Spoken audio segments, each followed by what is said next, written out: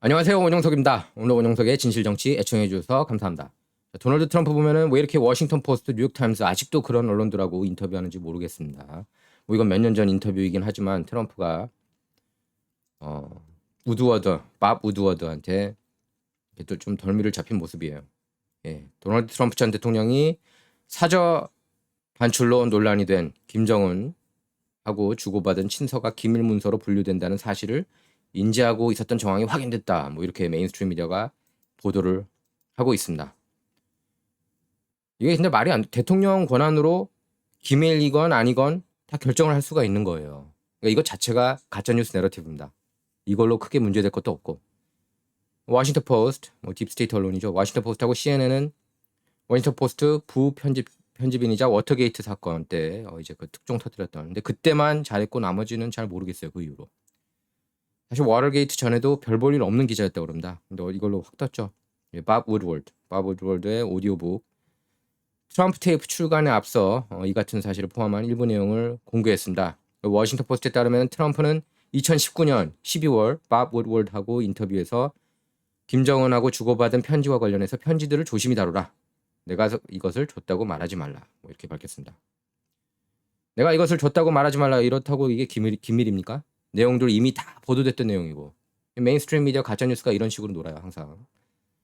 어쨌든 그러면서 트럼프는 당신이 편지를 보게 해주겠다면서 당신이 그것들을 전부 가지는 것을 원치 않는다. 이렇게 밝혔습니다.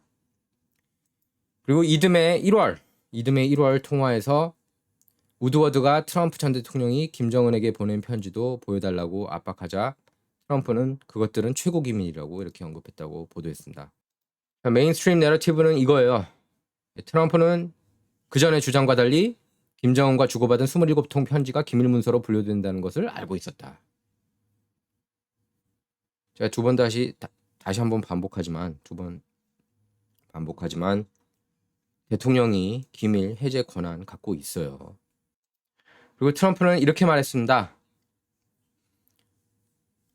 이들 친서를 포함해서 사법당국이 말하라고 자택에서 회수한 기밀 표시가 포함된 다수 문건이 기밀 문서에 포함되지 않는다. 이렇게 얘기를 했어요. 당시 인터뷰에서 우드워드에게 자신이 건넨 김정은 친서를 사진 촬영했는지 여부를 물었고 우드워드는 녹음기에 구술했다. 이렇게 말했다고 합니다.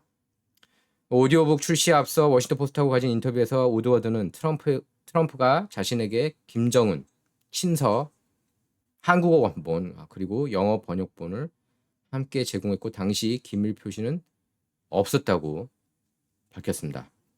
그러니까 우드워드 자체가 그렇게 얘기를 한 거예요. 기밀 표시 따로 없었다고. 기밀 갖고 딴지 걸 거면은 힐러리 클린턴이 국무장관이었을 때 이메일 주고 개인 이메일 서버 이용해서 기밀 주고받은 것. classified인데 C가 무슨 뜻인지 몰랐다. 이렇게 얘기를 하지 않았습니까? 힐러리가? 왜 거기에 대해서는 딴지 안 걸어요? 와포. 아무리 딥스테이트 언론이라고 그래도. 최소한의 언론 정신은 있어야 되는 거 아닙니까? 트럼프는 인터뷰에서 김정은을 향한 호전적인 수사가 그를 협상 테이블로 끌어들이기 위한 의도였냐는 질문에는 아니다. 이거 이제 우드워드가 물어본 거예요. 아니다. 그것은 어떤 이유로든 계획되긴 했다. 누가 알겠느냐, 본능적으로.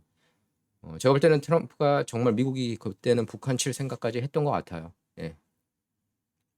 그랬기 때문에 이제 김정은이 겁을 먹고 한국에 SOS를 친 거죠. 그래서 트럼프하고 정상회담 갖고 싶다. 여러분께서 기억하시지 않습니까?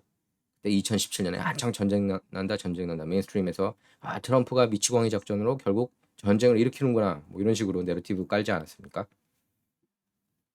결국 트럼프 계획대로 정상회담이 이루어졌잖아요. 뭐 김정은이 먼저 원하긴 했지만 정상회담을 그렇게 끌어들인 거죠 트럼프가. 트럼프는 이렇게 얘기했습니다. 어떻게 될지 모르는 일에 대한 것이기 때문에 그것은 정말로 거친 언사였다. 가장 거칠었다. 이렇게 말했습니다. 보좌관들에게 김정은과 비무장지대에서 촬영한 사진을 보여줄 것을 지시하면서 이것이 나와 그다. 이것이 군사 분계선이다. 그리고 내가 군사 분계선을 넘었다. 여러분께서 기억하실 겁니다. 그 장면. 꽤 멋지지 않느냐. 뭐 이렇게 말했다고 합니다. 또 오디오북에는 트럼프가 김정은을 향해 더 크고 강력한 핵 버튼을 협박했을 당시 심도 있는 전략을 갖고 있지 않았다고 인정하는 대목도 있다고 CNN이 보도했습니다. 뭐 이게 그렇게 큰 일입니까? 그 군 통수권자는 대통령이에요. 대통령 혼자서 결정할 수 있는 거예요. 그렇기 때문에 대통령은 선출직인 거고 미국인들이 뽑은 거잖아요. 군 지휘관보다 위에 있는 사람입니다. 대통령이 그런 권한 갖고 있어요. 군 지휘관들이 뭐라고 그래도 그걸 무시할 수 있는 권한도 있고. 그 지금 모든 정황을 밀어볼 때 트럼프가 훨씬 낫지 않습니까? 짐 매리스나 예? 밀리 이런 변절자들보다 트럼프 판단력이 더 옳았잖아요. 트럼프가 아니었으면 이런 정상회담도 갖지 못했고 어쨌든 그때는 미사일 안 쏘아 올리지 않았습니까? 트럼프하고 만난 이후부터 그때 겁먹은 이후부터 근데 강대강으로 간 거예요. 그러니까 북한이 훨씬 약하다는 걸 안 거죠. 핵무기가 있더라도 칠 생각을 그때는 분명히 했다고 저는 봐요. 2017년 거기에 김정은이 엄청나게 겁을 먹은 것도 그것도 팩트입니다. 근데 메인스트림 미디어에서는 그걸 절대 인정 안 하죠. 두 사람은 이제 역사적인 북미 정상회담, 미북 정상회담을 했죠. 그래서 트럼프 퇴임 시까지 이른바 러블레터로 불리는 친서를 주고받으며 우호적 관계를 이어갔습니다. 그전에는 이제 트럼프가 김정은을 로켓맨, 화염과 로켓맨이라고 비하했고 화염과 분노 이렇게 경고하기도 했죠. 불태우겠다 북한을 뭐 이런 식으로. 김정은이 핵 단추가 책상 위에 놓여 있다 이렇게 신년사에서 경고하자 나는 더 크고 강력한 핵 버튼이 있다 이렇게 받아친 적도 있습니다. 트럼프가. 트럼프는 당시 상황을 언급하면서 그가 우리를 전쟁으로 이끌려고 했다 이렇게 말했습니다. 또 이렇게 얘기를 했어요. 버락 오바마 같은 경우는 김정은하고 11차례 접촉을 시도했지만 성공하지 못했다. 전화 통화 한 번 하지 못했다고 얘기를 했습니다. 우드워드도 이렇게 얘기를 했어요. 김정은이 그러니까 김정은하고 만난 것에 대해서는 어느 정도 점수를 줘야 된다. 그렇게 얘기를 한 적이 있었어요. 우드워드가. 최근 들어서는 또 이제 트럼프 가게에 들어갔지만 뭐 메인스트림 가짜 뉴스 언론 위해서 일하는 사람인데 뭐 어쩌겠습니까? 자, 지금 좀 안 좋은 소식인데요. 예, 러시아 내통 스캔들 다 조작된 게 드러났지만 법원이 또 이번에 어, 트럼프 진영에는 불리한 그런 패소 결정을 내렸습니다. 예, 이골 단첸코 무죄 판결 났어요. 예. 그 단첸코의 경우에는 이제 러시안이죠. 그래서 FBI의 허위 진술 등 5개 혐의로 기소됐었습니다. 그래서 영국인 전 MI6 요원 크리스토퍼 스티어과 함께 엑스파일을 만들어 트럼프 캠프를 사찰할 수 있게 한 장본인인데요. 이번 케이스는 버지니아주 연방지법에서 심리했지만 결과는 마찬가지였습니다. 얼마 전에 이제 워싱턴 DC에서도 마이클 서스먼 케이스가 있었는데 그때 5건의 위증 혐의로 기소됐었죠. 서스먼 단첸코가 이제 5건이고 서스먼 같은 경우에도 기소됐지만 무죄 판결 받았어요. 예, 역시. 워싱턴 DC 배심원단 같은 경우는 유권자들이 이제 90.9%대 4.1%로 트럼프보다 힐러리를 선호했습니다. 그래서 아예 기대를 안 했어요. 저희가.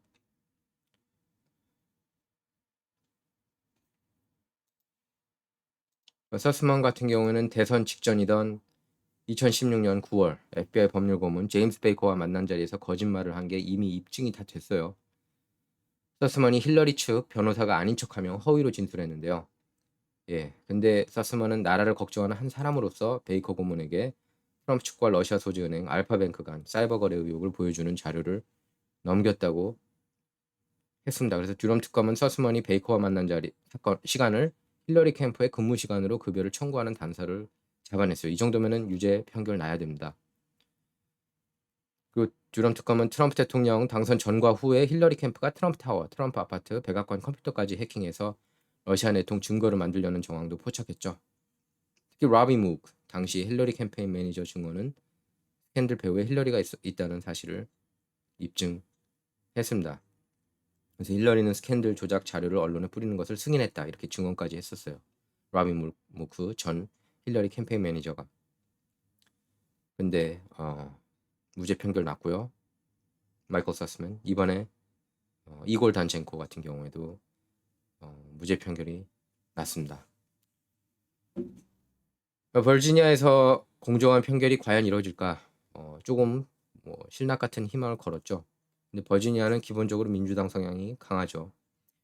작년 공화당이 이제 주지사, 부지사, 검찰총장, 주 하원 다수당까지 장악했습니다.